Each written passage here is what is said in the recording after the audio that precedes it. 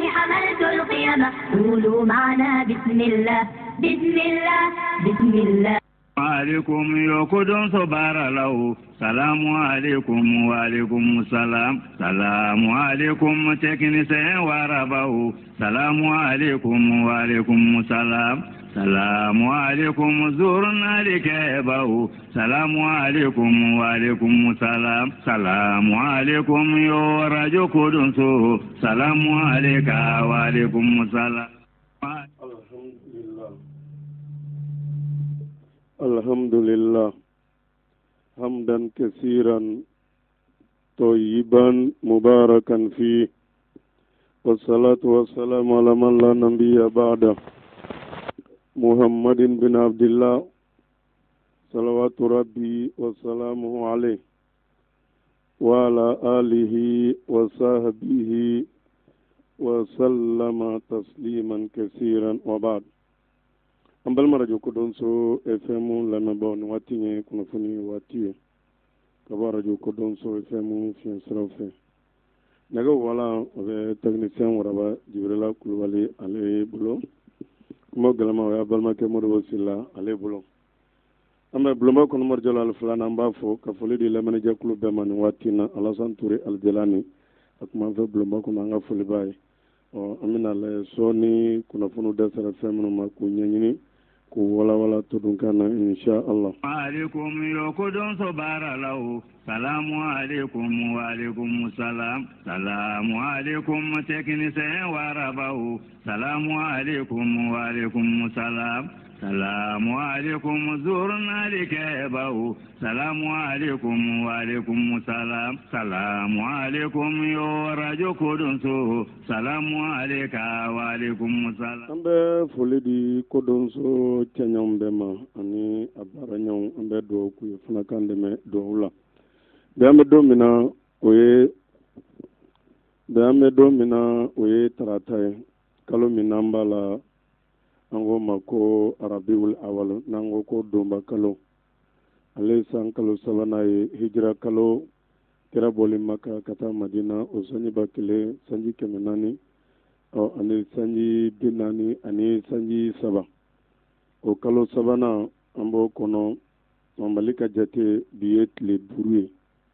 awa minye to kalo ambe octobre kalo la ale 10e mois san 2021 ale tile tan ani fila o ye bi ye an ka bi ale kunnafoniw kɔnɔ an ka jamana a kɔnɔkow la min an ka jamana a ministre affaires étrangères k'ale kun bɛ Marɔku a tan bɛ taamana ye Abdoulaye Diop ani Marɔku fana ministrew u ye ɲɔgɔn ye kuma bolila Mali lahalaya ani ko minnu bɛ Mali kɔnɔ kunnafoniw o da bɛna se o ma an ka Mali lakana ma o fana ye kunnafoni di kɛ k'olu kɔni ɲɛ awa maa minnu ko bɛ kɛlɛ kɛ awa diinɛ tɔgɔ la o ɲɛmaa dɔ bɛ yen n'o ko Abu Hamza ko u ye dankari kɛ a la k'u ye a bɔnɛ kunnafoniw u ye ɲɛfɔli kɛ o lahalayaw la min ye Asimi Koyita Bamakɔ dongo ko muso min ka kɔrɔ ni Bamakɔ bɛɛ certains Sangare ko Asimi Koyita a taara bɔ a la kunnafoniw u ye ɲɛfɔli kɛ o lahalayaw la o kɔfɛ sa min ye Burkina Faso k'a fɔ kunun ntɛnɛn u tun ye kiiri dayɛlɛ n'o ye Blaise Compaoré ale ni a jɛɲɔgɔnw minnu senyɛra Thomas Sankara fagali la 1987 kɛrɛnkɛrɛnna k'u ye kiiri bɔ a dɔgɔkɔrɔ k'a bila waati wɛrɛ la tuguni kiiri baaraw daminɛnen kunnafoniw o da bɛna se o lahalayaw ma o kɔfɛ Mozambique lakana maaw n'o y'u ka faamaw ye olu fana k'u y'u ka Mamudu Tile ɲɛmaa don k'u ye o faga kunnafoniw da sera o ma Burkina Faso tuguni ko sɔrɔdasi fila olu ntanyana kunnafoniw da sera o ma Tchadi a fɔ min ma ko awa minnu ko droit de l'homme walima ka hadamadenya hakɛw kɔlɔsi olu ko sɔrɔdasiw nalen fanga la Tchadi ani sisan cɛ ko maa 16 olu kɔni de sara civiliw la kunnafoniw o da bɛna se o ma Libi kɔnɔ ko maa 15 immigrants k'olu su de yera Libi bakangu dɔw la kunnafoniw o da bɛna se o ma ko Algérie ni France cɛ a tɔ kɛra ka ɲɔgɔn bombarder ni kuma ye Algérie président ko ko France kunkolo ko a mémoire ma dafa min yɛrɛ ye France fana ministre affaires étrangères Algérie président fana ko ngalontigɛla don k'ale fana ye a ta juru fana sara kunnafoniw da bɛna se o ma ka fara kunnafoni wɛrɛw kan ninnu de bɛna kɛ kunnafoni ye bakurubaya la sɔɔni minnu na ɲɛɲini k'u walawala todunkan na insha Allah. an badenw ni ye sosoli donnen dugujɛ la o ye tile bɔbaliya ye Sisoko Abatu Sauda banabaatɔw ni banabaatɔ somaw nin ye aw bɛɛ lajɛlen jigi sigilen ka sababu kɛ jirikisɛ finman min sabatira kira ka kumakanw na n'a bɛ se ka duniyatigɛ bana bɛɛ lajɛlen furakɛ fo n'a kɛra saya bana ye o de ye Abatu Sauda ye u kɛlen kɔfɛ k'u cogo farajɛla ani farafinna jamanabaw bɛɛ lajɛlen la i n'a fɔ Faransi Amérique Gabon Congo Sénégal Côte d'Ivoire Angola Togo Gambie fo ka taa se an ka faaba kɔnɔ Bamakɔ u nan'u ka dagabana butigi belebeleba dayɛlɛ an fɛ ka illegal segu hôtel Kaso kɛrɛfɛ coyi aw maa minnu de bɛ yen ko aw jaabi to ka tigɛ aw yɛrɛ ma walima i nikun dɛsɛlen n'o ka lafiya dusukundimi bana bɛ maa minnu na fo ka taa se furudimi jabɛti koko mara sayi fo ka taa se tension bana ma kɔnɔdimi jugu bɛ buna adamaden minnu na fasadimi nin bɛɛ lajɛlen kɔfɛ aw minnu de bɛ yen ko aw sunabaatɔ bɛ to ka sogojuguw kɛ u nana ni kisituli hindi ye walasa aw ka se ka lafiya wa u ma da u ma fɛn min ye di ye a dilancogo caman bɛ u bolo di ni azal nana ɲagamine ka fara di ni ɲamaku ɲagamine ma fo ka taa se di ani Habatu Sauda yɛrɛ ɲagamine ma an balima musolakaw aw minnu de bɛ sanga ni waati bɛɛ lajɛlen k'aw b'a fɛ aw farikolo ka to nuguyalen aw ka saraki Sisoko Abatu Sauda u kɛn bɛ ka munitulu kɛrɛnkɛrɛnnen dilan aw kama munitulu min bɛ n'a dilanmɛ situlu gwɛrɛgwɛrɛ ye fo ka taa se tulu dilancogo wɛrɛw ma minnu bɛ aw farikolo minɛ ka nuguya waati kɔlɔlɔ foyi lasi ma o tumana an badenw a ye wuli aw ka Sisoko Abatu Saudatu sɛgɛrɛ ka illegal segu hôtel Kaso kɛrɛfɛ walima a k'u wele u ka nɛgɛjuru siraw la 73 52 85 46 n'i ma se k'o lasɔrɔ i bɛ se k'u kɔngɔ 99 22 57 89 Sisoko Abatu Sauda i kɛra buna adamadenw jigi ye i bisimila.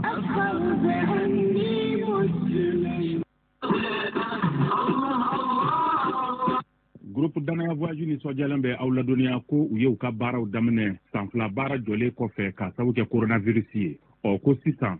Saudiya faamaw a n'a ko ɲɛnabɔlaw ye danaya kurakuraya ka da groupe Danaya Voyage kan ko a bɛ se k'a ka baaraw daminɛ ko kura ye kɛrɛnkɛrɛnnenya Umura 2021 o hukumu kɔnɔ groupe Danaya Voyage kɛn bɛ ka vol kɛrɛnkɛrɛnnen dɔ labɛn Umura 2021 kama min bɛ bɔ Bamakɔ octobre kalo tile 16 ka segin novembre kalo tile fɔlɔ Bamakɔ yan. O tuma la nin kunnafoni mɛnnen kɔ a ye na aw tɔgɔ sɛbɛn groupe Danaya Voyage ka soba yɛrɛ la BDMSA kɛrɛfɛ Danaya Voyage bɛ aw hakili jigi ko yaasa i ka visa sɔrɔ fɔ i ka coronavirus boloti sɛbɛn yira wa min kɛra tile 15 yanni Umura tali cɛ n'aw bɛ kunnafoni wɛrɛ ɲini a ye weleli kɛ 20 22 24 25 76 26 26 26 walama 76 28 28 28 la. Kayikaw aw b'o wuli ka se Modibo Sila fɛ radio kodɔnso la walima aw ka weleli kɛ 66 38 00 30. Danaya Voyage ko Ala ka umura ɲuman kɛli nɔgɔya aw ye. An bɛ foli di Danaya Voyage mɔgɔw ma an bɛ dugawu k'u ye fana kan sɔnna dugawu la ani Abatu Sauda Mamuru bɛɛ an bɛ foli di Kati Diaspora kɛnɛ kan an bɛ Arabi Saoudite an bɛ Mutari Seyidu Gindo an b'a fo ye ani a ka madamu n'o ye Aishatu Gindo ani an ka denbaya bɛ Maka jamana kan an bɛ foli d'u ma ye ka foli ta ka di Ali Sangare ale bɛ Riyadi wala ale fana bɛ Saudiya jamana na ale ye Burkina ka an b'a fo kosɛbɛ Hamidu Seyidu Sagara an bɛ foli d'a ma ale fana bɛ Maka jamana na a kun bɛ Bamakɔ mais nin waati na sɛra ka taa an bɛ foli d'a ma ala an ka bɔli na an ye ɲɔgɔn ye Usman Abbas Gindo an b'a fo ale fana bɛ Saudiya jamana na an bɛ foli di a ma a ka dugu ye Bamba Burema Umaru Nampure an b'a fo Saudiya jamana a ka dugu ye Karu Umaru Suleiman Otimbe an b'a fo Saudiya jamana a ka dugu ye Molo Kati Diaspora kɛnɛ kan Japon an bɛ Bakari Dabo ale ye Lajinɛ Konakiri ka ye a ka dugu ye Kurukoro Kurusa Guinée Kati Diaspora kɛnɛ kan Alimami an bɛ foli di Fale Sisoko ma ale ye a tɔgɔ yɛrɛ Manantali mara mɔgɔ ye dugu min n'an ko Bangaya Ibrahim Fuseni an bɛ foli di a ma Ibrahim Fuseni Maɲantɔ ale ka dugu ye Kera ale fana bɛ Sɔrɔ jamana na ale bɔ cercle de Jɛnɛ dugu min n'u ko Kera kati diaspora kɛnɛ kan sini an bɛ foli di Mahamadu Modi Jakite ale ka dugu ye Jɔnbugu Jabaji ka foli di maliyɛndenw kelen kelen bɛɛ ma an bɛ dugawu k'u ye k'an sama dugawu la k'a ɲini Ala fɛ Ala k'an n'u bɛɛ bɛn se ma fɔtaw ani kɛtaw ani ŋaniyataw bɛɛ lajɛlen na ni ye welewelekan ye kɛrɛnkɛrɛn na misiri juma misiri don misiri a bɛ Zantigi la ala an yɛrɛ ka segu tɛ na an tɛmɛna Zantigi la fɛ juma misiri kɔni pando kelen jate de b'a la misiri maa o mɔgɔ kɔni bɛ kɛrɛnkɛrɛn na maa min bɛ se k'o dɛmɛ pando ni batiri la kɔfɛ mikoro b'u bolo minnu bɛ sanfɛ mɛ kɔnɔna mikoro ko fana bi misiri la walasa alimasɔn bɛ se ka ɲɛ juma saliw cogo bɛ ɲɛ cogo min o b'a yira Ala ka jɔ ɲumanw na o kɔni mago bɛ pando ani batiri ani kɔnɔna mikoro sanfɛla ta belebeleba minnu bɛ kɛ sanfɛ olu bɛ yen kɛrɛnkɛrɛn na maa min bɛ se k'u dɛmɛ ni o matériel ninnu ye walasa juma saliw cogo bɛ ɲɛ misiri in na cogo min Santigila kɔnɔ yen ni minnu b'a fɛ ka kunnafoni wɛrɛ ta ko la i bɛ se ka nin numéro in wele 71 86 39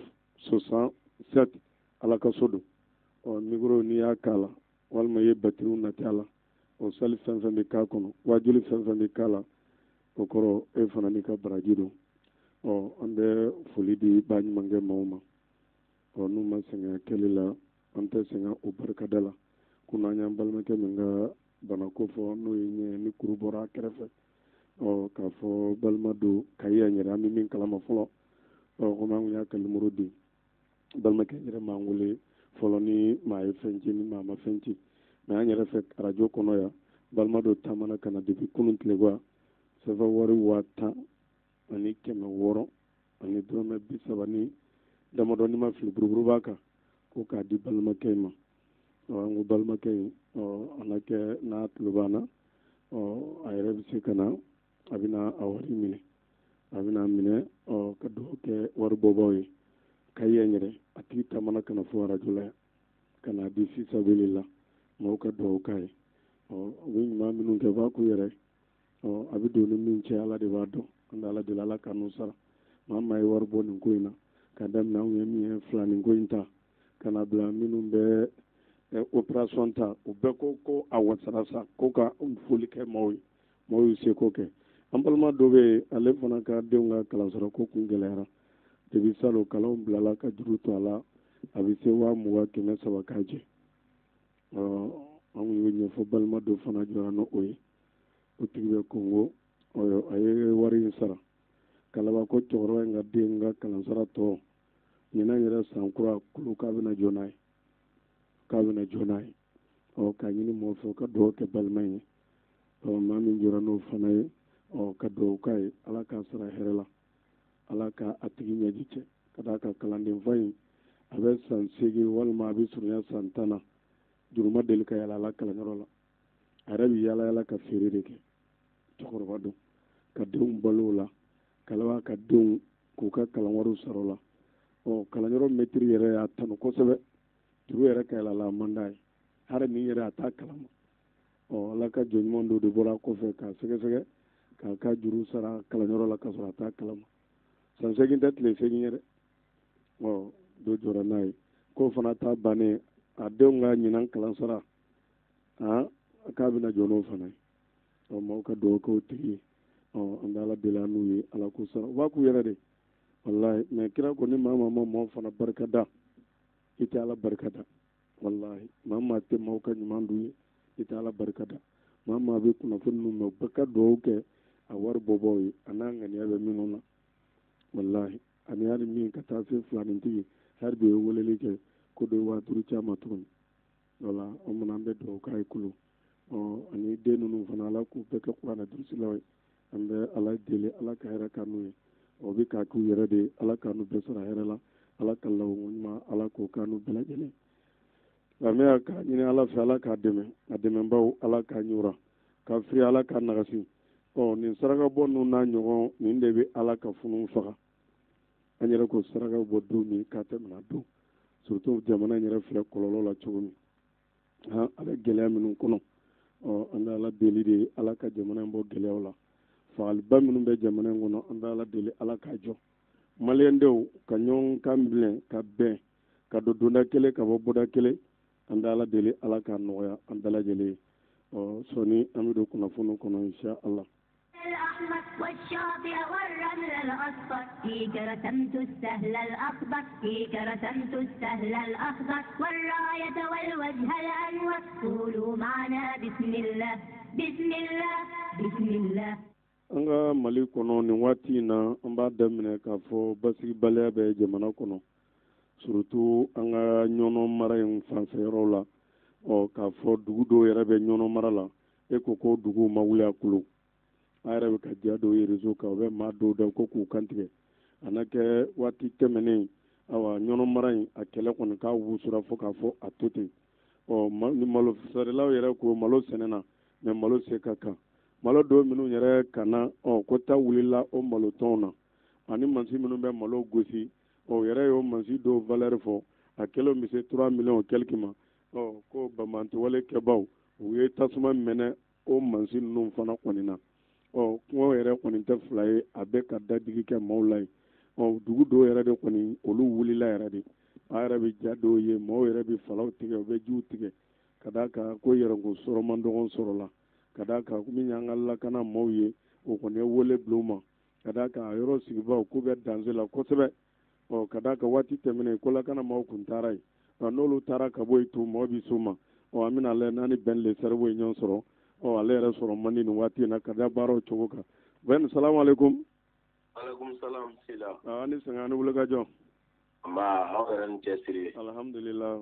Nba. Kɔri baasi foyi tɛ yen. A saba alhamdulillah. Alhamdulillah ani wulikajɔ. Nba. Nin waati laban ninnu na jamana yɛrɛ taabolo ani wulikajɔ minnu bɛ sen na komi i kupelen don i bɛ se ka mun fɔ an ye kodɔnso n'a lamɛnni jɛkulu Mali kɔnɔ Mali kɔ ka teliya la. Ka d'a kan an ɲɛ b'a la nin waati na Faransi ni Mali cɛ kumaw cayara premier ministre yɛrɛ bɔra kɔsɔ in na ka zon wele a tɔgɔ la ko Faransi basigibaliya min bɛ jamana in kɔnɔ ko a souci ye Faransi de ye wa prévu b'ale bolo kunun an ɲɛ b'a la ko Faransi ambassade yɛrɛ ko kuma gɛlɛya ninnu ɲɔgɔn na k'an k'o dabila k'an ka page kura daminɛ i bɛ se ka mun fɔ maliyɛnw ye nin waati in na ani wulikajɔ minnu bɛ sen na i bɛ se ka mun fɔ an ye. Ila k'i fo ka kodɔnso baarakɛla bɛɛ fo ka Kayi cɛ n'a muso maakɔrɔw ka bɛɛ fo nin wagati la jamana kɔnɔ jamana kɔ kan. O bɛɛ tulo b'i la. K'a fɔ an tun y'a fɔ mɔgɔw ɲɛna don min na ko Faransi de bɛ ka ɲini ka balo Mali la n'o tɛ Mali mago tɛ Faransi la pour que ka balo. Kosɛbɛ. Mɔgɔ caman tun ma da kuma la caman tun m'a faamuya don kama. Kosɛbɛ kosɛbɛ. Y'an bɛ ka taga yelen bɛ ka da kow kan dɔɔni dɔɔni. A ko sɛnɛ bɛ ka da. O kama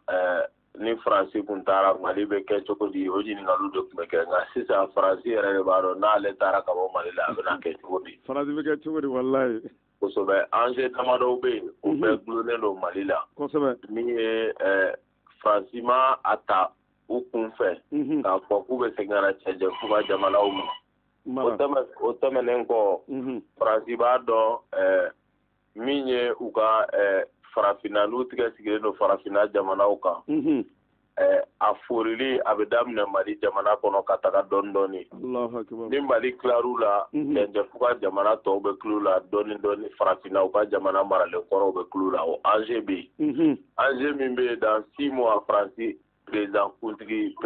sigi ka ɲi ka kɛ n'o ye mois de mai précisément o kama Macron bɛ k'a ka mandat 2nan ɲini komi politique intérieure Faransi u t'o lajɛ kosɛbɛ parce que o ye impôt ni taxe kow ye o dɔrɔn de bɛ Faransi damandingɛ kelen tɛ yen à part le vin et le pain fɛn tɛ sɔrɔ Faransi yɛrɛ dugukolo kan donc u ka mago bɛ min na kosɛbɛ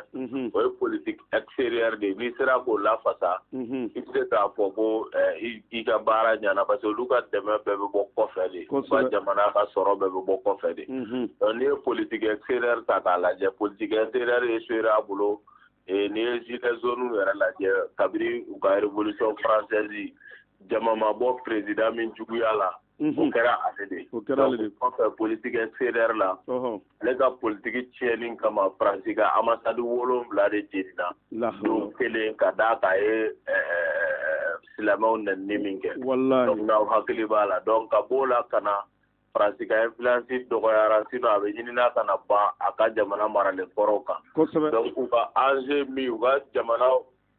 la u ka sɔrɔdasiw investilen don min kɔnɔ kosɛbɛ Sahel jamana kɔnɔ o ye anw ka jamana ye avec 5100 hommes donc ni u échouera yen ale yɛrɛ y'o fɔ o tɛmɛnen kɔfɛ n'u bɔra Mali kɔnɔ k'u bɛ t'u sigi Niger ça veut dire tout simplement que u échouera et o kɔrɔ Niger-kaw fana bɛ tila ka wuli u n'u ka président yɛrɛ kama i b'a fɔ an wulila IBK ni Faransi kama cogoya min na donc bakuruba la jateminɛ caman bɛ kɛlen k'a jira nka nafama ye min ye an bolo de ye anw ka jamana ɲɛmɔgɔw ka se ka jɔ kosɛbɛ diɲɛ jamanaw ni ɲɔgɔn cɛ fi sabililayi te quoi n'i y'a mɛn naji suji don donc a bɛ kɛ ko ni dɔ ka ban ma sa dɔ ka n'a tɛ diya donc olu bɛ na bini min k'anw kan anw ka jamana ɲɛmɔgɔw fana ka sɔn ka jɔ malidenw ye jigiya ye k'u bɛ jamanadenw lafasa ka jamana lafasa kosɛbɛ donc o de ye nafama ye anw bolo min kama ni Choguel ye ko wele a tɔgɔ la jugu t'a tɔgɔ ma n'o ye Faransi a y'a fɔ dɛ nin sen yɛrɛ u ma relation caman kɛ u ma jaabi o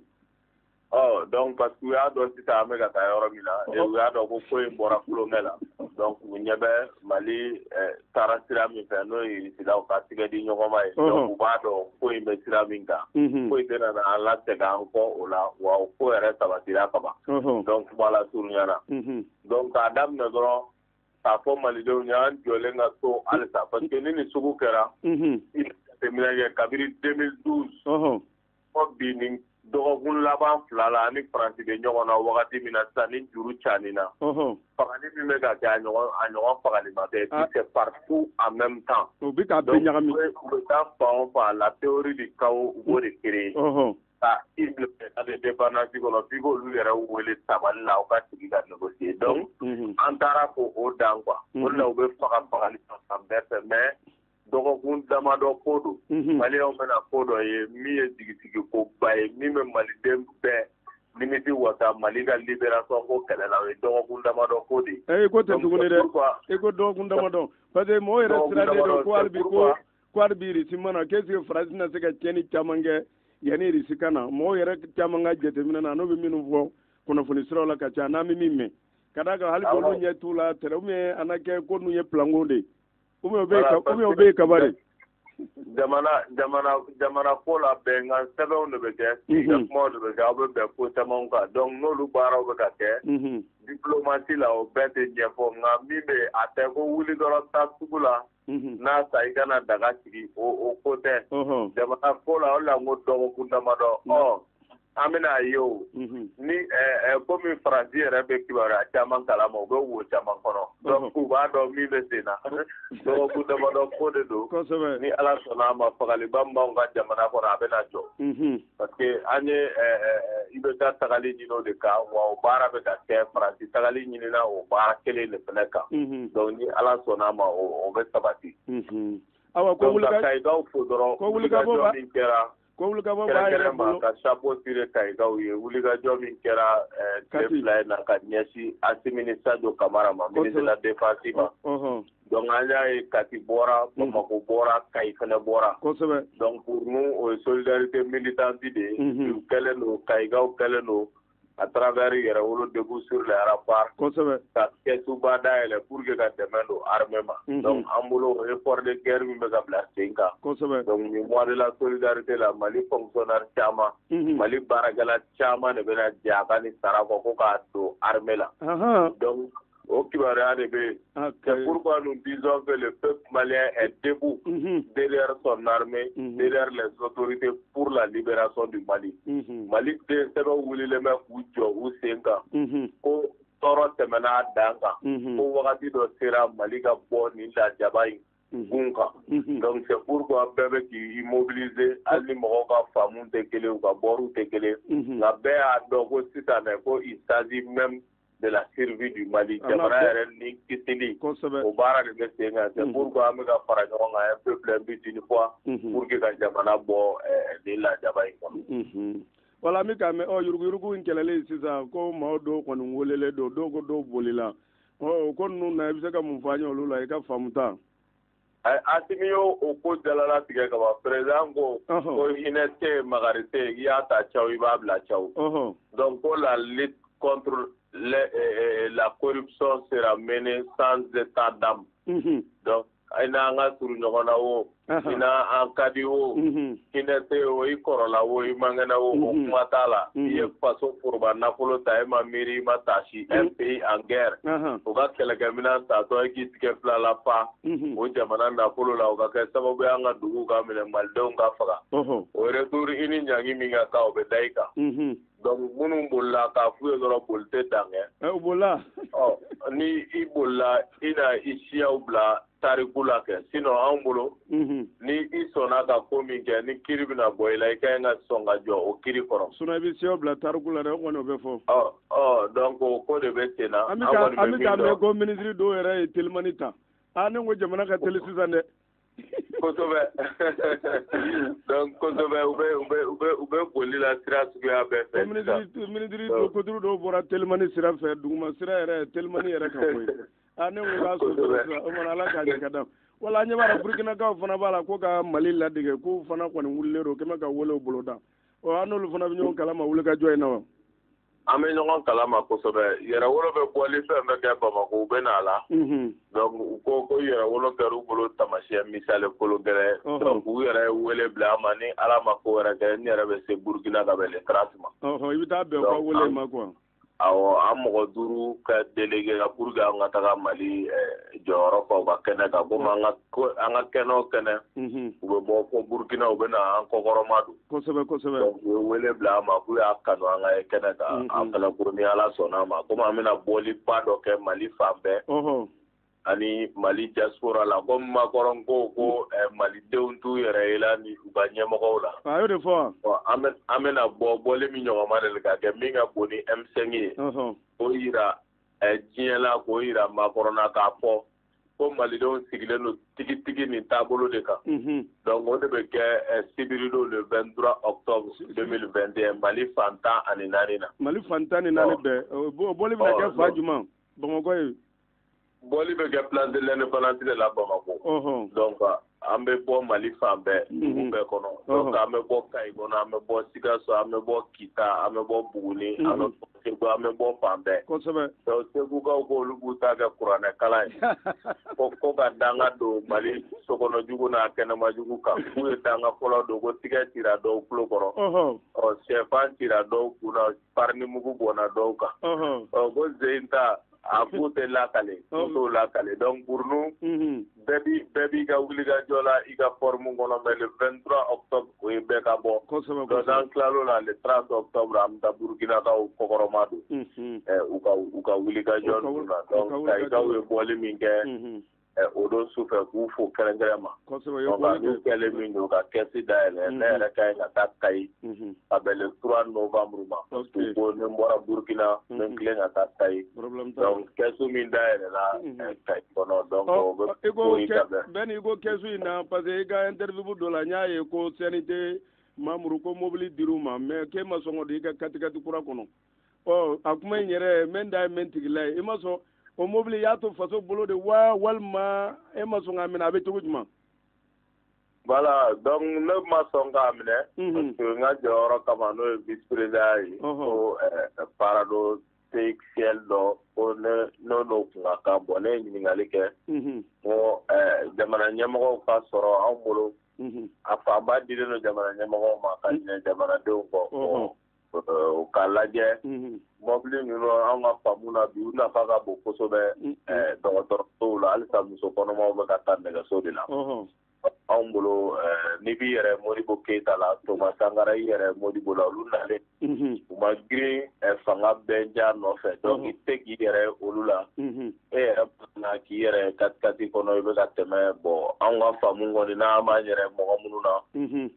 o la i bɛ yɛrɛ ko la i tɛ jamana ko la donc an t'a dɔn mun b'a to mun hakɛ bɛ d'i ma min b'i bila o kɔnɔ k'a sɔrɔ wagati kelen na CESCOM bɛ yen fan bɛɛ gɛlɛya sugu bɛɛ bɛ jamana kan jamanadenw sɔrɔlen don togodaw kɔnɔ jamana kɔnɔna na donc an ka faamu na hɔrɔnya ni faamu min b'anw na jamana ko la o t'anw permet an b'o yɛrɛ bonya ninnu baaraw waleya. I ko mobili in ka bila CESCOM dɔw ka bolo kan sisan quoi.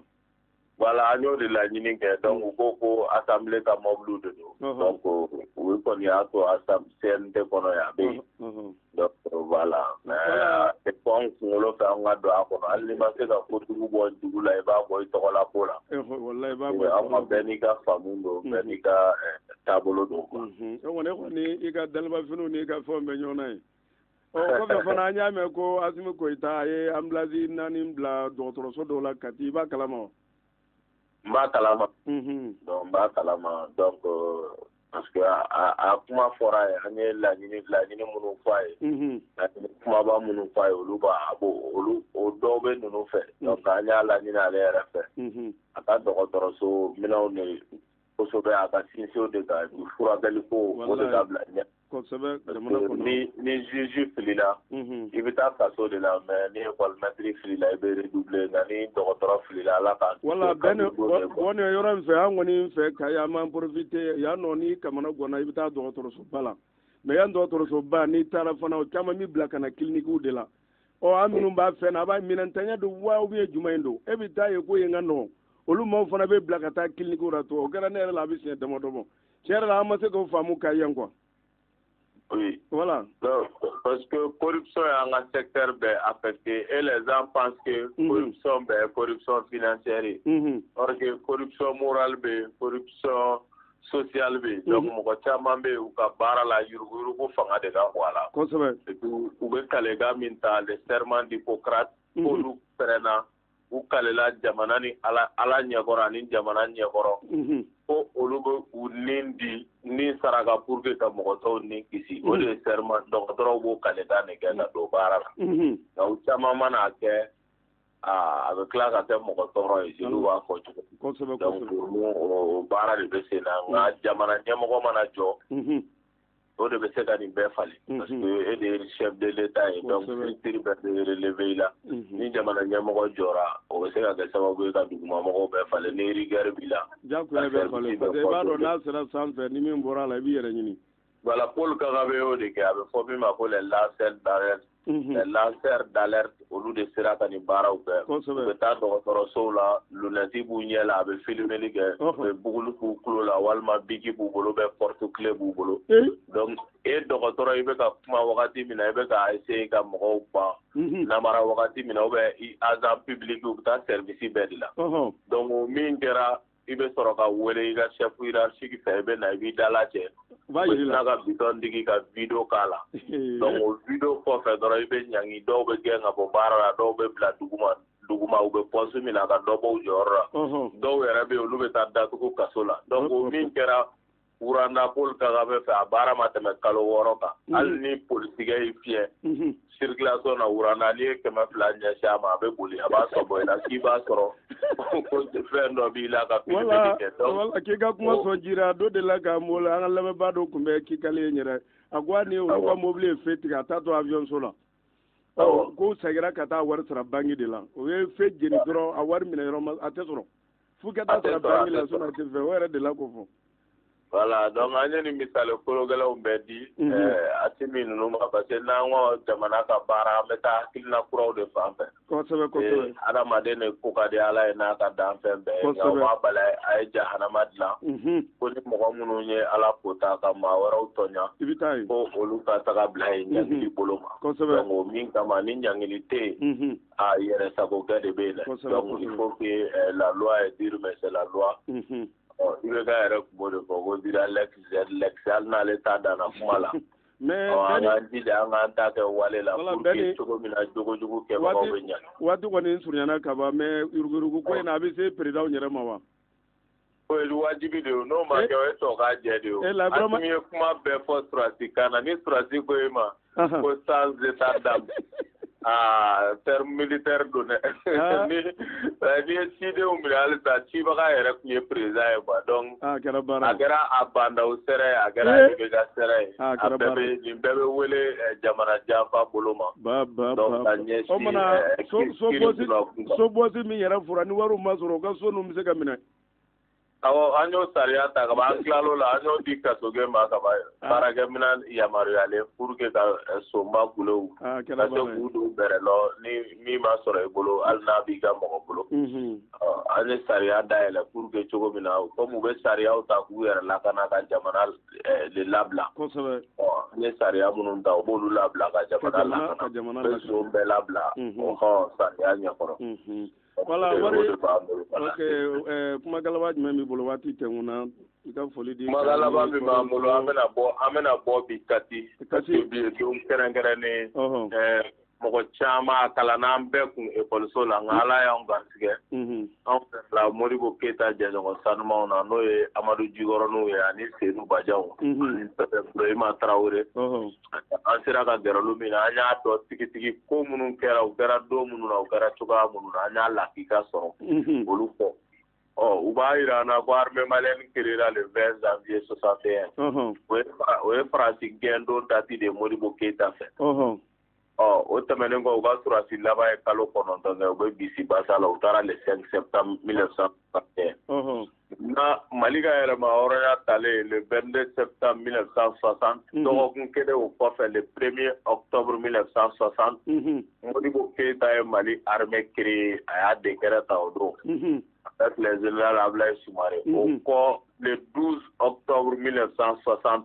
donc Mali armée officialisera o don donc komi Kati ye surasi dugu ye donc an y'a kanu bi armée ka création san 61 video tasibila ye an'o bonyamasegin ye k'a yira diɲɛ mɔgɔ la ko tiɲɛ don an ni Irisiw bɛna an tigɛ di ɲɔgɔn ma mais dɛmɛ tɛ dɛmɛ min bɔ diɲɛ kɔnɔ o ye yɛrɛ dɛmɛ ye u bɛna an dɛmɛ pour que janfa min n'an b'o kɔlɔn kɔnɔ an ka bɔ nka an de k'a bila an kunna malidenw ye hɔrɔnw ye malidenw ye cɛfarin jamanaw ye malidenw yɛrɛ bɛ Mali lakana ka malidenw lakana k'u bololafɛnw lakana donc min kama an mago bɛ min na tigɛ di ɲɔgɔn ma don wagati kɔnɔ n'an bɛ bɔ k'an ka kɛlɛcɛw fo minnu bɛ don o don bin pour que k'aw ni lakana donc bi an ka bɔ ka bi kɛ don kɛrɛnkɛrɛnnen k'an ka wolomasiri tabagaw jansa k'u kɔkɔrɔma don an bɛna o baara kɛ Kati place publique la tout de suite à partir de 16h donc a ko la o yɛrɛ la. Wala Bɛni yanni k'i bila avion kura minnu nana u ye frappe daminɛ u m'a daminɛ. Avion kura min nana a kow bɛ sen na a ma frappe daminɛ fɔlɔ nka avion wɛrɛw bɛ yen minnu wulila ɲɔnɔ kunna donc Segu mara la pour que cogoya min na mɔgɔ minnu tun ye kurarajugu cari k'a lajɛ ni ŋaniya min b'u la ka se k'u bali k'u ka walejugu kun formation dɔw de b'u la parce que avion kuraw don donc caman b'u la an ka mɔgɔw ni Irisiw bɛ formation na ka baara kɔnɔ armée de l'air kɔnɔ base kɔnɔ pour que ka se k'o baaraw bila sen kan nka ni Ala sɔnna ma dɔgɔkun damadɔ ko don malidenw bɛna kibaruya sɔrɔ Mali dugukolo segini Mali ka mara kɔnɔ o baaraw kan. O mana an tɛ san kelen yɛrɛ bɔ n'Ala sɔnna an b'an ka fan bɛɛ minɛ wa? A bɛ daminɛ yɔrɔ dɔ ka taa o n'a daminɛna Mopti ni Segu mara la tɔ minnu bɛ yen n'olu bɛ se k'u yɛrɛ ɲini cogo min ka taa Niger komi ni Faransi bɛ yɔrɔ min bɛɛ bɛ taa yen Bargani yɛrɛ n'i y'o lajɛ o ni mɔgɔ min ka surun ko Bargani donc ko Barga bɛrɛ t'olu la u bɛ taa olu nɔfɛ anw ni Irisiw b'an tigɛ di ɲɔgɔn ma k'an ka jamana bɔ bolo la. Olu ye Bargani ye Bargantanw tɔgɔ in n'a bɛ daminɛ. Voilà, donc o baara de b'a bolo surasi ko la a bɛɛ tigi ɲɛfɔ a dɔw bɛ waleya de donc an ka taga fɛ dɔrɔn dɔgɔkun damadɔ ko don n'Ala sɔnna ma Ala k'an dɛmɛ an bɛ bɛɛ fo merci beaucoup ok aleykum salaam wa rahmatulah an ka technicien yɛlɛ bɛ ne k'a mugu bi ko ni ye banni ye mun yɛrɛ ko dɔ de sara ko n'i ye naji kan k'i bɛ dɔ su de kan yɛlɛ bɛ ne ka kulo mugu bi o ye tiɲɛ minɛ n'i ye sogo naji la fɛn dɔ de sara n'i ye jɛgɛ naji la dɔ de sara minɛ fara a kɛra kamananguwa ye ka d'a kan kosɔn an ɲɛwara Faransi u ka ambassade ka page la docteur Sogɛli Kokala Mayiga kɛlen k'a fɔ Faransi yɛrɛ de ye terroriste formé kulu ma bɔ k'o démenti dɛ ne kɔni m'a ye o ko officiellement ka d'a kan Sogɛli ko n'u ma fɛ ko preuve bɛ yen voilà ko preuve clairement bɛ yen amasare ka kuma kɛra mun ye ko an kana dɔ fara gɛlɛya ninnu kan k'an ka lajɛ ka page wɛrɛw ta makɔrɔni fana ka kuma ko minnu bɛ fanga na k'olu ni peuple tɛ ɲɔgɔn ko fa de bɛ ninnu na peuple ka bɔ don o don depuis bɛ ka contre la ko an t'a ka mara la an ɲɛ b'a la fan bɛɛ bɛ fa jama na hali bi ko an ka ɲɛmaaw ni peuple tɛ ɲɔgɔn fɛ o mana olu kɔni bolo dɔrɔn ɲɛmaaw maa minnu bɛ jamana ta ka d'u ma dɔrɔn olu de ye peuple ye ko maliyɛnw kɔni hakili dayɛlɛ la burkinakaw fana hali u y'a fɔ k'u fana ka mɔgɔ le 30 u bɛna bɔ an yɛrɛ bɔra k'a mɛn kɛrɛnkɛrɛnna ko hali ka visa ka passeport ka fɛn bɛɛ bɔ hali carte fɛnw a ka k'an ka don ɲɔgɔn ka frontière la fu ko an ka wuli de koyi an farafin an yɛrɛ ka ɲɔgɔn minɛ Europe bɛɛ k'i b'a bɛɛ kɛ ni visa kelen k'a kɛ n'i bɔra Burkina i ka wari dɔ sara ka don Mali la walima Mali ka wari sara ka don Burkina k'an ka o bɛɛ de bɔ an ka ko la sisan k'an bɛɛ de kelen an k'an bolo di ɲɔgɔn ma ko jeunesse wulila hali ɲɛ b'a la Côte d'Ivoire fana a b'a ko zeni dɔ fana bɔlen don ko problème fɛn fɛn b'an fɛ yan k'a bɛɛ Faransi de hali bi a bɛ ka f'i ye e b'i jɔ ko an n'an ka faamaw tɛ ɲɔgɔn fɛ i ta tɔ kɛra ko wɛrɛ a kɛra fa yɛrɛ ye sa a y'a kulo a kɛra fa bilen yɛrɛ yɛrɛ ye sa o mana a tɔ kɔni hali bubu sɔnna mais ala de b'an kisi tɔɔrɔ ma an ka dugawu kɛ ala b'an kisi tɔɔrɔ ma ko kɔni bɛ nin lahala n'a yɛrɛ bɔra ka kuma caman mɛn a bɛna fɔ ɲɛmɔgɔ kɔni jɔra tiɲɛ fɔra maa minnu yɛrɛ bɛ fagali la olu de k'u nana torosiya kɛlɛ o de kosɔn a torosiya se ka ban hali bi an bɛ dugawu de kɛ ka bɛn le sarabɔ k'a fɔ a ka wulikajɔ la nɔnbɔli kura dir'a ma kulu katikati a ma sɔn ka d'a kan k'olu mago bɛ dɔgɔtɔrɔso dɔw bɛ yen minɛn t'u la fɛn bɛɛ olu bɛ ko ka don o la quoi voilà olu yɛrɛ bolo olu bɛ ka jamana servi mais olu tɛ ka servi jamana na o de kosɔn an yɛrɛ bɛ k'a mɛn o don ko caman bolila ko dɔw yɛrɛ ye telimani ta ko dɔw ye telimani ta moto telimani kɔni ka bɔ duguma sira fɛ a ko ma nɔgɔn sisan dɛ n'i y'a dun i b'a bɔ cuyi voilà ko n'i ye hakɛ minɛ a taara birikɛnɛ tigɛ ko hali la Iburama dɔ bɛ to ka bɔ Amérique ko Pape Sɔne wa o ko n kɔrɔ ko n b'i ladi a dun ka ladili fɔlɔfɔlɔ ninnu caman i bɛ ka maa mɛn a y'a ye ko e ni sanjɛ k'a b'a fɔ karimu ye k'o ka so dɔ ɲini ni wari b'u bolo ka so wɛrɛ ɲini sinon k'a filɛ so min na k'a sɛzi tɔ don dɛ ka d'a kan ko jamana bɛna a bɛɛ minɛ a ko tɛ ne ani bandaw yɛrɛ k'a ka taa a ka foro la wari minnu dira ma a bɛɛ minɛ tɔ don dɛ ka d'a kan yuruguyurugu ko minnu k'a kɛlɛli daminɛnen don a foyi tɛ to yen cɛman bɛɛ yɛrɛ kunnafoni b'a la ale kɔni bɔra duguma sira fɛ a bɔra telimani fɛ a bɔra sumalenni fɛ wa k'ale welela pôle économique na a kun kan ka taa ye araba tɛmɛna a ma ye k'a ma ye dɛ kulu dɔw bɔra telimani fɛ a n'a kɛ dɔw na bɔ sumamani fɛ sanfɛ sira kɔni bɔli ma nɔgɔn sisan hali duguma sira u k'a bɛɛ jate minɛ walasa a ka lajɛ ni nɔ taara i bɛ jɔ dɔrɔn a banna ni fana nɔ b'a la min bɛ a bɛ bila hali n'i ka denbaya bɛ bɔ ka bila tile la maa min bɛ maa ba kelen nin yɔrɔ don hinɛ t'o la o n'i ka denbaya bilala tile la maa wɛrɛ tɛna jamana ta ka fɛn to maaw de bɛ se k'o ji la don o don maaw de bɛ fɛ e yɛrɛ b'i diya i denw b'i diya i ka baarakɛlaw b'i diya jamana wari la ɲɛ foyi tɛ sɔrɔ ko la a bɛɛ yuruguyurugu ko jamana ka jɔ sisan a k'o de daminɛnen filɛ nin ye wa hali bi sa an bɛ ala de deli bɔda ɲuman ala k'o kan n'an balima silamɛw bɛɛ lajɛlen min y'a Asimi Koyita a tun bɛ Bamakɔ kɛrɛnkɛrɛnna Sangare ko n ɲinɛna quartier nin yɛrɛ tɔgɔ kɔ a tun taara bɔla ye k'a fɔ maa min ka kɔrɔ Bamakɔ bɛɛ ka Ngɔmi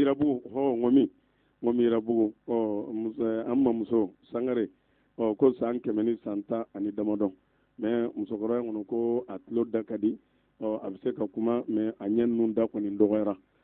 Asimi ye sagajigi kwale ani minɛnfa sɔ ani enveloppe don dɔw ye wari don fɔ a la mais officiellement dɔw yɛrɛ dɔw kɔni ma wari kɔni dira dɔw ye 1 million ɲɔgɔn fɔ dɔw fana kɔni ma da fɔ a la o y'o di musokɔrɔba kɔni kumana a ye dugawu kɛ jamana ye kosɛbɛ ko jamana ka mara ka ɲɛ ko baarakɛbaliya bɛ se ka zenu don ko caman na a yɛrɛ y'a fɔ dɛ k'a lajɛ jamana ka mara ka ɲɛ zenu bɛ se ka baara sɔrɔ cogo min hakili nin kɛlɛ ye zenu ka kɛlɛ ye zenu ko k'u y'a faamu Faransi ta tɛ Maliko ye koyi Faransi ta kun ye jamana bɛ se ka ta ka d'ale ma cogo min ko kɔni bɛ nin lahalaya in na wa hali bi sa an bɛ ala de deli bɔda ɲuman ala k'o kan n'an balima silamɛw bɛɛ lajɛlen ɲɔnɔmara maaw gɛlɛya minnu b'u kan an bɛ ala deli ala k'a nɔgɔya ala k'a nɔgɔya koyi ala ka nin fitina ninnu ban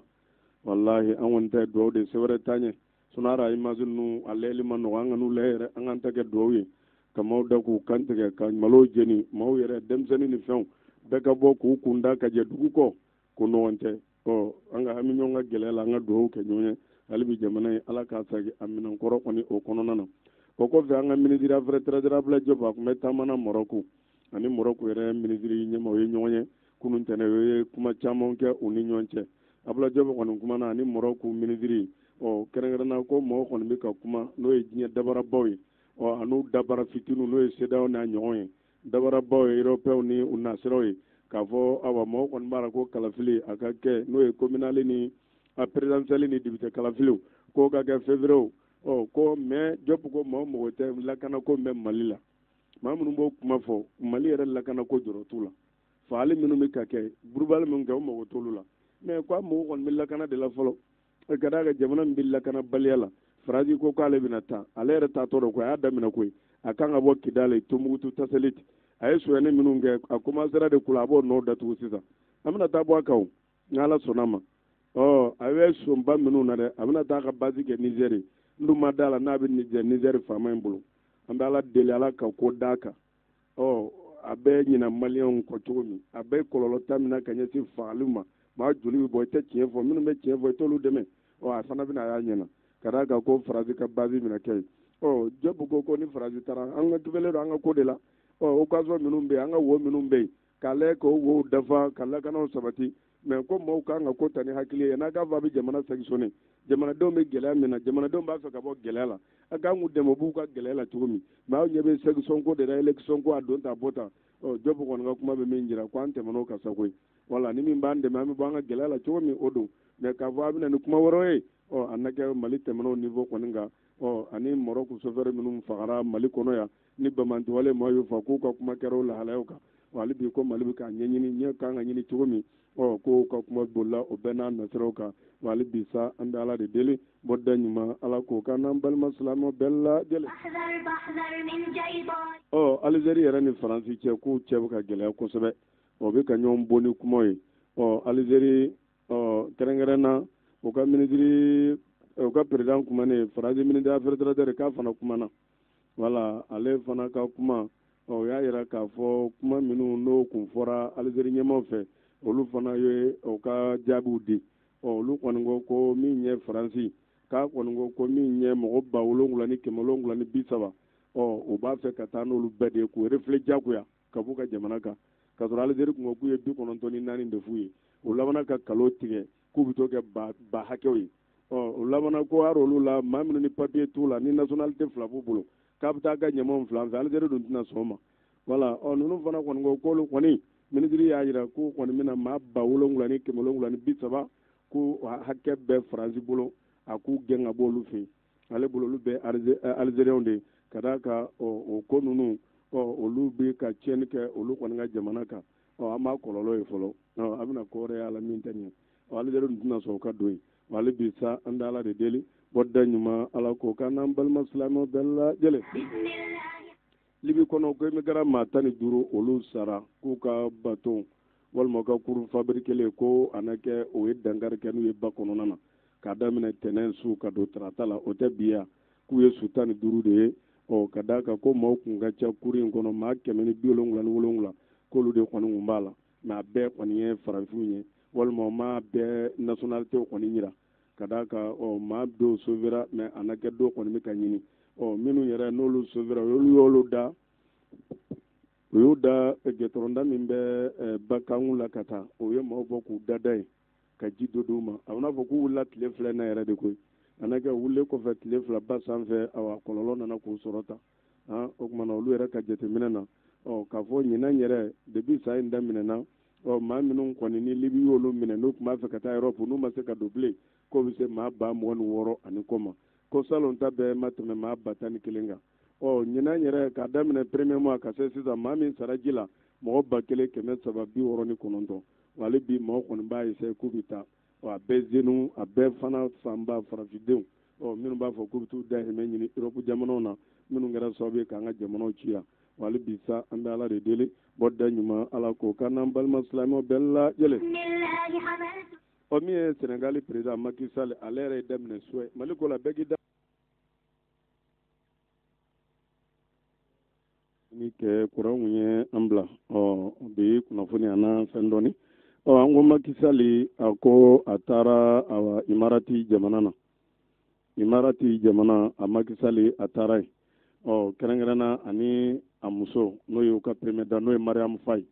k'u kɔni taara ka fara u ka jamana yɛrɛ ɲɛmaa caman kan n'o ye ministre affaires étrangères ani ministre min sɔrɔ ko kunna ka se ɲɛmaaba wɛrɛw ma kɛrɛnkɛrɛnna ko kɔni bɛna baaraw dɔw sigi sen kan sini araba ko Macky Sall ka nin imarati jamana n'o ye arabu jamana wariba jamana in ye k'a kɔni bɛna semaine kelen k'a bɛ sɔn k'o dafalen kɛ koyi walima tile damadɔ k'a kɔni bɛ sɔn k'o dafalen kɛ imarati jamana na ka d'a kan ani yen yɛrɛ wuraw ni wura ka aduzɛnw ani ka taa se u yɛrɛ ka lakana ɲɛmaa minnu bɛ yen o bɛɛ lajɛlen bɛna ɲɔgɔn ɲɛ kɛ yen kɛrɛnkɛrɛnna o bɛ se k'u bolo di ɲɔgɔn ma Senegali ni imarati jamana min ni waritigi ye ɲɔgɔn ye k'u la k'o ka nɔgɔn o kumana Macky Sall n'a ka maaw kɔni b'o lahalaya la Senegali kɛrɛnkɛrɛnna imarati jamana na n'an bɔra yen sa min yɛrɛ ye diɲɛ a kɛnɛya droit de l'homme maaw k'u ye jalakili ta walima ka jatedaw fɔ k'a fɔ Tchad kɔnɔ fangatɛmɛ fanga min sigilen bɛ yen n'o ye sɔrɔdasi fanga ye ko manifestation wulilen o contre la depuis u kana fanga la ka se sisan ka d'a kan Tchad kɔnɔ ko samedi de fanga sinamatɔ minnu bɛ yen olu kɛmɛ ka manifestation boloda o bɛ to ka bɔ k'u ka dusumakasa jira o sɔrɔdasiw la Idrissa Déby denkɛ la ani maa minnu bɛ fanga kunna yen o senfɛ ko maa minnu kɔni sara manifestation ninnu na k'a bɛ se maa 16 ma ala maa dɔgɔmani depuis Idrissa Déby ka saya a denkɛ ka sigi fanga kunna ko kana bila sisan na dɔ la maaw kɔni ye kunnafoni di kɛ ko lakana maaw bɛ gazi fulu kan a labanna maa dɔw bɛ jogin a labanna u ye maa caman minɛ ko dɔw fana bilala mais maa minnu tora a poussière kɔnɔ ko fana taara se fɔ maa 16 o bɔɲango ma olu ka jate la i n'a fɔ kunnafoni ye a di cogo min wa hali bi sa an bɛ ala de deli bɔda ɲuman ala k'o kan n'an balima silamɛw bɛɛ lajɛlen o kɔfɛ Algérie toujours k'a fɔ u ka diinɛ ɲɛmaa min bɛ silamɛya ɲɛmaaya kunna Algérie k'a ko Macron ma ka d'a kan Macron k'a kun ko ka ko colonisation ɲɛ olu ka jateminɛ na k'est ce que ko Faransi tun bɛ yan ko Algérie tun bɛ yan ou bien jumɛn bɛɛ kɔni bɛ ka Macron jaabi u ka diinɛ ɲɛmaa min bɛ yen n'o tɔgɔ ko Abdourazak Kassoum k'a kɔni de ye silamɛw ka ɲɛmaaba ye Algérie kunun tɛnɛ k'a fana kumana ka d'a kan ko Macron kun ko i n'a fɔ Dawula Usmaniya waati k'olu fana ye crime caman kɛ Algérie k'u bɛna fɔ bɛ fɛn fɛn i n'a fɔ olu Faransɛw ma o mana silamɛw ka ɲɛmaa in de bɔra ka kuma k'a fɔ ko olu yɛrɛ de ye wele bila Dawula Usmaniya ma ka d'a kan k'olu nalen Algérie ko ma kɛ colonisation ye dɛ k'o nana k'olu dɛmɛ de ka d'a kan Espagne de kun nana bin olu kan diinɛ kɛlɛ kun don Espagne de kun nana bin olu kan o nana k'olu dɛmɛ de walasa u ka diinɛw bɛ se ka t'u bolo cogo min na o senfɛ ni dun ye jateminɛ yɛrɛ kɔni kɛ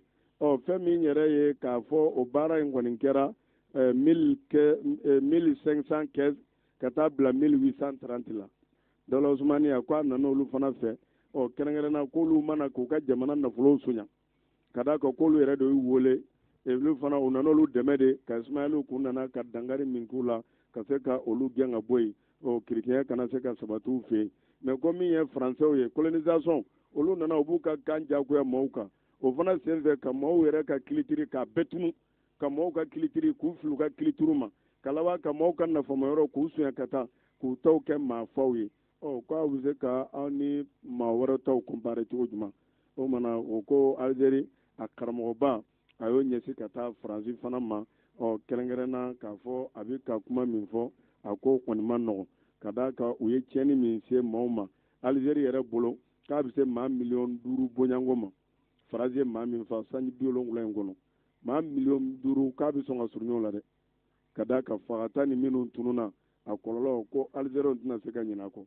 k'Algérie tɛna ka ɲinɛ a kɔ dɛ hali bi Algérie a lasigiden tɛ Faransi n'u ni Faransi bɛnna na o don lasigiden na sagi n'u ma bɛn na a duuru basi olu duuru nɔnɔ k'o b'o lahalaya de la hali bi sa an bɛ ala de deli bɔda ɲuman ala k'o kan n'an balima silamɛw bɛɛ lajɛlen awa min ye kunun tɛnɛ ko Blaise Compaoré ale min kɛra sababu ye k'a terikɛ Thomas Sankara faga dɔw yɛrɛ b'a fɔ ɲɛna ko Thomas Sankara k'a kun fɔra ko Blaise b'a contre la k'i terikɛ k'a ma sɔn ka foyi f'a ye a ma sɔn k'a di protéger a la ka d'a kan ale tun ye maaya faamu cogo min n'a ka di a k'a faga ale ma fɛn k'a la ale teri dɔ bɛ baara la u bɛɛ kun lamɔna yɔrɔ kelen ni maa wɛrɛ ma wuli contre la ko fo k'a yɛrɛ a mɛ hali a ma foyi fɔ Faransi donna Thomas Blaise de la so a yɛrɛ filɛ a kun fɛ hakɛ tɛ taa a tɛ n'i y'a mɛn a taara berekɛnɛ tigɛ dɛ a bɛɛ bɛ taa ɲɔgɔn sɔrɔ lahara fana ala fɛ maa fɛn fɛn sara la a jugement bɛ tuguni e y'a fa jamana min kɔsɔn i ka san 20 ni kɔ kɛ 27 ta sisan i filɛ wali jamana na wa i denw ni buruju bɛɛ donna tariku la wa hari don o don Thomas Sankara tɔgɔ de bɛ ka bonya Burkina bɛɛ bolo hari maliyɛnw bolo ka d'a kan a ye farafinna dɛmɛ hakilila ɲuman tun b'a la sisan ale de ta kɛra sankɔrɔta ye sisan ale de Blaise de Kiritɔ filɛ ani maa 14 minnu senyɛra a fagali la 87 octobre la o mana o sen fɛ k'u kɔni ye o y'a dayɛlɛ kunun k'u labana ka a bɔ a dɔgɔ kɔrɔ k'a bila waati wɛrɛ la ka d'a kan u ni komando minnu jɛra a janfa la ka se ka u ka nin peredan ɲuman in kɔni faga tiɲɛ yɛrɛ la o tuma na k'u y'a bila nin kalo in tile 25 la u b'a daminɛ tuguni wala u ka taa Blaise minɛ dɛ hali n'a bɛ yɔrɔ o yɔrɔ k'a minɛ ka na wala u ka taa minɛ ka na ka d'a kan Toma fagara k'a to 37 ans denmisɛnnin fitinin k'a faga ni jamana yɛrɛ maramafɛnw ye ni jamana yɛrɛ fasodenjugu ye o tuma na ko kɔni kɛra kɔlɔlɔ ye o kɔfɛ Blaise ye 27 ans de kɛ pouvoir la o kɔfɛ 2014 u y'a gɛn a taara kɔnɔwari a filɛ yen de sisan ni ma fili ko a yɛrɛ si bɛ sanji 70 wala mais ale yɛrɛ kɔni ni ko kɛra cogo min kiri na bɔ a kan hali n'a sara a kaburu na taa jɔlɔkɔw da la sinon a ye min kɛ Burkina bɛ o tɛna ɲinɛ a kɔ wala bi sa an bɛ ala de deli bɔda ɲuman ala k'o k'an n'an balima silamɛw bɛɛ lajɛlen Burkina kelen na k'u ka sɔrɔdasi 2 sara ko sababu kɛra explosion dɔ ye u ka dugu min ko Fakoro su kɛrɛnkɛrɛnna n'o ni Côte d'Ivoire frontière kɔni ka surun u yɛrɛ ka kunnafoni siraw kɔni na ka d'a kan olu yɛrɛ kɔni ka fɔ la ko sɔrɔdasi 2 in k'u tun bɛ moto de kan ko mini explosera n'u ye Burkina yɛrɛ ko k'a daminɛ 2015 ka na bila sisan kɔlɔlɔ bɛ ka bonya kosɛbɛ maa minnu sara a cayara civiliw la maa minnu yɛrɛ déplacera a cayara kosɛbɛ dɔw yɛrɛ ko maa sata bɛ surunya maa 2000 la maa 1,1 ni maa 400,000 olu bɛɛ lajɛlen bɔra u ka yɔrɔ la ka kɛ réfugié ye minnu ye u ka dugu bila walima ka taa fan wɛrɛw fɛ a kɔlɔlɔ bonyana nin bɛɛ farasi nalen Sahel kun k'ale nana terroriste kɛlɛ ale yɛrɛ de ni terroriste mina Mali y'a bɔgɔ cogo jira maaw la wa hali bi sa an bɛ ala de deli bɔda ɲuman ala k'o k'an n'an balima silamɛw bɛɛ lajɛlen Mali kɔnɔ ko o Mali sɔrɔdasiw ko k'u ye Abu Hamza Asinkiti ko u y'ale faga u ka kɛlɛ dɔ la ka fara maramafɛn maa 13 kan n'olu tun y'a jɛɲɔgɔn ye Mali yɛrɛ kɔni ka kunnafoni sira o y'a jira ko nin cɛ in k'ale tun ye Al-Qaeda olu ka bolofara dɔ ye wala o tuma na ani ka taa se Katiba Masina Amadu Kufa olu ka baara ɲɔgɔn dɔ don u ka kunnafoni siraw la olu yɛrɛ kɔni ka fɔ la k'u ka nin farapo in k'u kɔni ye a kɛ waati tɛmɛnen ninnu na kɛrɛnkɛrɛnna ko nin cɛ in kɔni tora a la ka fara a jɛɲɔgɔn dɔw kɔni kan kunnafoniw yɛrɛ kɔni ka fɔ la wa hali bi sa an bɛ ala de deli bɔda ɲuman ala k'o k'an n'an balima silamɛw bɛɛ lajɛlen min ye Israël ye k'u kɔni bɛ ka gɛrɛ Jawula ni suru yɔrɔ min n'u y'an taraki ka far'u kan suri cilen suri yɔrɔ min bɛ yen n'u tun b'a sɔrɔ ni kasɛgɛbilen mɔgɔw tun bɛ k'a garder mun y'a ye suri cira sisan o de kosɔn i b'a dɔn kasɛgɛbilen tɛ tiɲɛ kan Israël y'a yɔrɔ minɛ ka don u ka mara la ka d'a kan yɔrɔ ressources baden de bɛ yen sisan k'u b'a fɛ ka taa yen minɛ kolon ni kolon k'u ka logement sociaux sigi yen fan fɛ k'u filɛ k'o de daminɛ u n'u ka sari kɔnba n'u ka kɛlɛkɛlaw n'u ka fɛnw u bɛ k'u force ta ka taa diɲɛ bɛɛ sigilen ɲɛna u bɛ ɲini ka tila Palestine na u bɛ don minɛ Liban suri fana tɔ min ni fanga tun bɛ suri la n'u ma se k'o sɔrɔ suri kɛlɛ wulilen u filɛ k'o fan dɔ minɛ u bɛ ka taa armement o yɔrɔ ninnu na ka se ka taa k'u b'a fɛ ka logement sociaux dɔ jɔ yen n'o ko Hadibati Jawulan k'u b'a fɛ u taara ni sari kɔnbaw ni kɛlɛkɛminɛnw caman ye o yɔrɔ la k'a fɔ k'u b'a fɛ maa minnu bɛ yen u ka yahudiyaw la yen sigibaaw u bɛna sokuraw caman de jɔ k'a maaw doubler quoi walasa k'a k'u ka jamana yɛrɛ ye i n'a fɔ kunnafoniw ye a di cogo min wa hali bi sa an bɛ ala de deli bɔda ɲuman ala k'o k'an n'an balima silamɛw bɛɛ lajɛlen o kɔfɛ Iraki ko kalafiliw tun bɛ yen n'o ye député kalafiliw ye kunun tɛnɛn maaw bɔra kosɛbɛ Irakiw yɛrɛ sɔmina ka fɔ olu ka gɛlɛya ye Iran nɔ yera la o de kosɔn Iran ka dɛmɛjɛkulu minnu bɛ yen kulu k'u ma sara sɔrɔ dɛ ka d'a kan jamana bɛɛ b'a fɛ ka k'i yɛrɛ de Irakiw y'a dɔn Iran ka dɛmɛjɛkulu minnu b'olu fɛ hali ni Irakiw don olu tɛ jamana ka intérêt la olu bɛ baara kɛ jamana kɔnɔ de u ka jamana sɔrɔ n'a fɛn k'o ɲɛsin Iran ma wa o de Iran ɲɛmaaw fana ka hakilila ye i n'a fɔ kungo k'u b'o ta ka ɲɛsin Hamasi ma ko an n'a tɛ lié la ko wɛrɛ la dɛ an bɛ kɛlɛ la Israël ko de la k'a fɔ anw n'a ka ko an bɛ baara k'aw de ye ko k'o ye kalo ye sisan Irakiw y'a dɔn jaa ira dɛmɛ jɛkulu minnu b'olu fɛ yen u ye kɛlɛ kɛ ka don diyaw b'a fɛ k'olu ka ressources n'u ka fɛnw de ta ira comme bɛɛ b'a fɛ ka k'i yɛrɛ de kalafili minnu kɛra kɔsɔ in na o y'a sɔrɔ nombre minnu b'u bolo député kalafili la k'olu caman de bɔra a la k'olu ma sɔn jaabi ma ko namara de kɛra juguden minnu k'u ta u yɛrɛ ka jamana ko ye ka wali jamanaw sen b'u yɛrɛ ka ko la olu de ye sara sɔrɔ député kalafiliw la ka d'a kan olu ka député bɛ taa fɔ maa 300 ani kɔ la ka kɔrɔ jamanaw cilen waati min iran gɛlɛ k'i sen don u ka kɛlɛ la k'o y'a sɔrɔ parti min député min b'u bolo o député ka ca kosɛbɛ mais nin sen ko député u ma député caman sɔrɔ o kɛlen ka fa bɛɛ kɛ sɔni makɔrɔni min ye iraki yɛrɛ kɔnɔ ye wali bi sa an bɛ ala de deli bɔda ɲuman ala k'o ka n'an balima silamɛw bɛɛ lajɛlen min ye mozambiki olu fana ko k'u y'u ka maramafɛn ɲɛmaa dɔ fa minnu fana bɛ kɛlɛ la olu ka yɔrɔ in na yen ka d'a kan k'u ye dankari kɛ a la ko kɛlɛ kun wulila ani lakana maaw ni ɲɔgɔn cɛ n'o kɛra i n'a fɔ kunun sɔgɔma ni ma fili ko a kɛlɛ kɔni wusura kosɛbɛ o kɛra sababu ye ko nin cɛ in u ye ɲɛmaa min fa ko a sen yera ka sonyani kɛ ka sibiliw faga ka yɔrɔ dɔw kɔni jeni san damadɔ tɛmɛnenw kɔnɔ mais nin sen in ko patiri la u sera ka a bɔnɛ a nin na n'o ye mozambiki faamaw ka kuma ye wali bi sa an bɛ ala de deli bɔda ɲuman ala k'o ka n'an balima silamɛw bɛɛ lajɛlen awa pakistan u ye kunnafoni di kɛ o don o dimanche tɛmɛnen k'a fɔ ko min kɛra sababu ye ka nucléaire ka inventé pakistan kɔnɔ ko a fatura k'a si to sanji 85 la pakistan ye silamɛ jamana fɔlɔ ye min sera ka nucléaire bam fɛn bomu jugu in n'o ye nucléaire ka a dilan yɛrɛ nin cɛ in a filɛ ka faga a sara ko corona de y'a faga silamɛ don ko muhamadu mafil khan ale kɔni de kɛra sababu ye ka bomu atomu sigi sen kan sanji 6 bonyanko kɔnɔ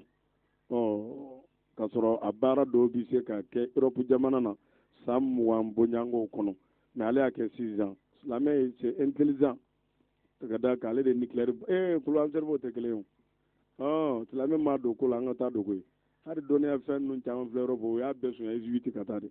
harisa farawuna ka fɛnw arabu fɛnw na fɛn dilanlen dɔ bɛ tubabu ka recherche ma se ka s'a ma harisa nin cɛ in yɛrɛ k'a bangena 1936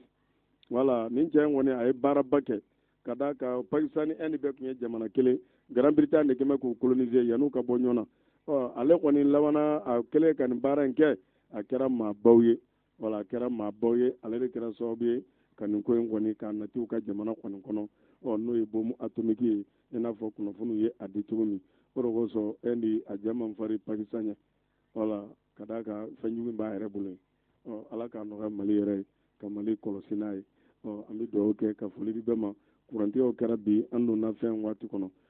k'o hakɛto ɲini kɛ an bɛ foli di bɛɛ ma ka dugawu kɛ bɛɛ ka ɲini ala fɛ ala k'an bɛn se ma fɔtaw ani kɛtaw ani ŋaniyataw la jamana ala k'a kolo suma ala k'a kolo suma jolibɔ ye ala k'a jɔ ala k'a jɔ an bɛ bɛɛ fo ka tulomajɔ la hakɛto bɛ ne ka salala Muhammad électronique Najolay frère kaikaw ana lamini ni yaw tewale électronique minen kola anyuma asamuduma ana latika obi soro yoro kelente électronique Najolay frère la mine sugu bebe soro bolo kadamne télé écran plat la ana sugu yabe décoderu DVD portable mini chaîne radio sugu ya fen fen beino ani USB téléphone portable ko umanyene ko o chama fene de bu feino mini Samsung yi Itel Tecno ani o mogobe sugu ya fen fena abisi go soro électronique Najolay frère la bani ne panneau solaire ou fene bubulu kadam ne 250 la 150 100 fugata se fitinuma batterie beka ani blende fene bu feino kadam ne au 200 150 fugata se 120 convertisseur ou fene be soro ino ani ampoule munu do panneau la kaika una be fega ni mine nunu soro songo duma yere la abe wuli ka se électronique Najolay frère la ube soro kai suguba konna la immeuble Mamadou Diallo la station ere kare la rue Sundiata Keita konna la ni yeyuga place bay abe sega suri najo soro ino Alega nega jurusra 76 05 47 62 walima 66 80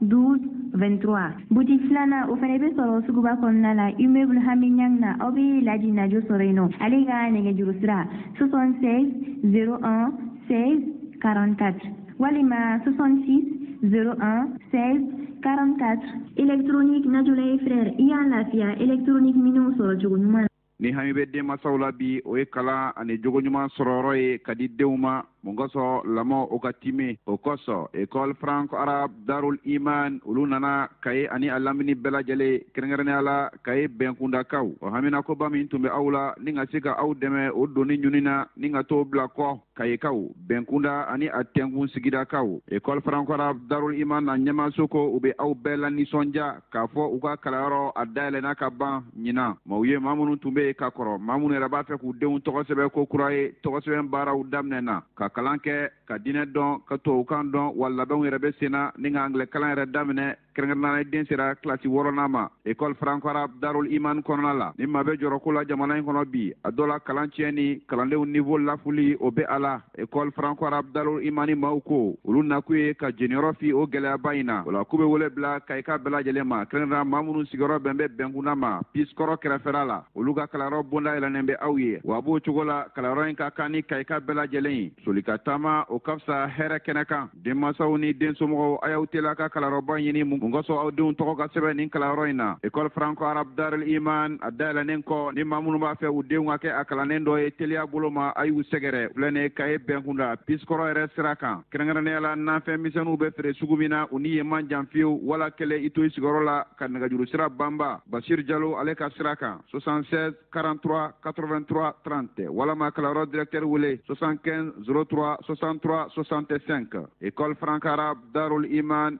tiɲɛna maa kan k'e sɛgɛrɛ. balimakɛ salamu alaikum safunɛ kura min bɔra ko safunɛ 5 a fɔra ko fura caman b'a la i bɛ se ka kibaruya dɔ d'a ma la. balimamuso ne yɛrɛ mago bɛ safunɛ na dɛ e tɛ ne farikolo la an tɛ se a dɔnbagaw ma an k'u ɲininka safunɛ bɛ min furakɛ. balimakɛ n balimamuso a y'a fɔ cogo min na aw sera aw seyɔrɔ la safunɛ 5 ale ye safunɛ ye safunɛ min bɛ yen n'a n'a kɔrɔ u bɛ ɲɔgɔn na n'i ko safunɛ 5 maa caman b'i ɲininka k'a fɔ ko safunɛ 5 safunɛ 5 a oli bulama o bɛɛ o tɛ dɔwɛrɛ o ye zituni ye n'i y'ale ko fɔ dɔrɔn fɛn min ye farikololabana a b'i kisi o bɛɛ lajɛlen ma safunɛ 5 fɛn min y'a nɛrɛmugulama ye anw minnu bɛ yen k'a fɔ waati bɛɛ lajɛlen na k'a ka baara o ye farikololabaara ye i b'a fɔ baara kologiriw e ka safunɛ 5 e k'a nɛrɛmugulama k'o sɔrɔ k'i farikolo kunu ye i bɛna lafiya i bɛn'o sɔrɔ i farikolo la fɛn min ye safunɛ 5 ye a kɔngɔn o fɛnɛ bɛ anw minnu bɛ yen waati bɛɛ lajɛlen na k'a fɔ aw bɛ lafiya aw b'o ɲini aw farikolo la n'i sɛgɛnnen don e ka safunɛ 5 e k'a kɔngɔnnama in k'o sɔrɔ k'i kunu ye lafiya i b'o sɔrɔ i farikolo la waati bɛɛ lajɛlen na anw minnu fɛnɛ bɛ yen k'a fɔ waati bɛɛ lajɛlen na k'aw ta yɔrɔw ka ca ayiwa aw don yɔrɔw ka ca ayiwa n'o ye dugu gorobinɛw ye ka taa fara dugu a magobatigiw kan aw bɛ safunɛ 5 aw b'a jɛmanama ɲini bari sabula ale jɛmanama ye n'i y'i kunnale i ni kasa duman i n'o bɛ to ɲɔgɔn na ayiwa safunɛ 5 nin bɛɛ lajɛlen tɛmɛnen o ye sa safunɛ 5 faransi dɔgɔtɔrɔw olu y'a jira ko k'i to safunɛ 5 kan farikololabana e bɛ kisi o ma wa e farikolo i n'a bɛ kɔrɔ ni ɲɔgɔn ye. kayi a n'a kɛrɛfɛsigibaw aw minnu mago bɛ safunɛ 5 la a bɛ se ka sɔrɔ maa min bolo teliya la k'a sɔrɔ aw ma gɛlɛya sɔrɔ o ye Zakariya Jalo ye a ka nɛgɛjuru sira ye 79 40 28 36. alaikum yo kodon so baralaw salamu alaikum wa alaikum salam